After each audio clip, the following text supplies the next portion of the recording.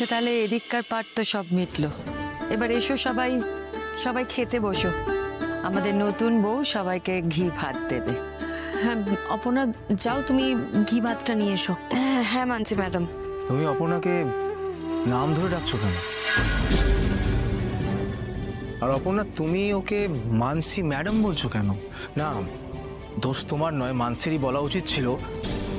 কি হলো মানসি, তুমি ওকে বারণ করনি কেন? অপর্ণা তো বাড়ির বড় বউ। আমার এত কিছুর মধ্যে খেয়াল নেই, মানে কে কাকে কি বলে ডাকবে এসব কিছু আমার মাথায় নেই। বিয়ের পর থেকে তো শ্বাস নেওয়ার সময় পাচ্ছি না। তাই নাকি? তুমি এত কাজ করেছো? কি বলতে চাইছো? এটাই তুমি বলছো আমি কোনো কাজ করিনি? এখন এই সমস্ত কথা থাক। না থাকবে কেন মা? মানসি অপর্ণাকে নাম ধরে ডাকবে কেন? ও তো বাড়ির বড় বউ।